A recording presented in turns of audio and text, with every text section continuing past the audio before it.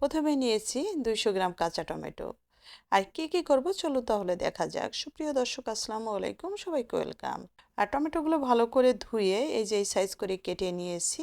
কড়াইতে দিয়ে কিছুটা পানি দিয়ে 5 মিনিটের মতো রান্না করার পর পানিটা শুকিয়ে যখন এই পর্যায়ে চলে আসছে, কিছুটা লবণ অ্যাড করে দিলাম। লবণ দিয়ে ঢাকনা দিয়ে ঢেকে আরও 2-3 মিনিট রান্না করার পরে একদম সফট হয়ে গেছে।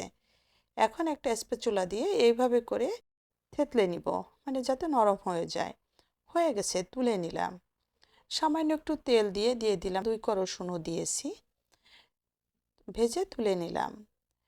পেঁয়াজ কুচি সামান্য একটু লবণ দিয়ে ভালো করে চটকে এখন দিয়ে দিলাম সিদ্ধ করে রাখা কাঁচা টমেটো। টমেটো খুব ভালো করে পেঁয়াজের সাথে একদম মসৃণ করে মেখে নিলাম। পরিমাণ মাছ বাটা দিয়ে দিলাম এবং দিয়ে দিলাম 1 টেবিল চামচ পরিমাণ পেঁয়াজ বেরেস্তা দিয়ে খুব ভালো করে মাখিয়ে এখন অ্যাড করে দিলাম 1 টেবিল চামচ পরিমাণ ধনিয়া পাতা। আপনারা চাইলে এখানে একটু সরিষার তেল দিতে পারেন, তবে সরিষার তেল ছাড়াই এটা কিন্তু অনেক মজা হয়েছে। এইভাবে করে বানিয়ে আপনারা গরম গরম ভাতের সাথে খাবেন। একবার খেলে বারবারই এটা খেতে চাবেন, এত পরিমাণ টেস্ট হয়। শেয়ার করে রেখে দিবেন টাইমলাইনে।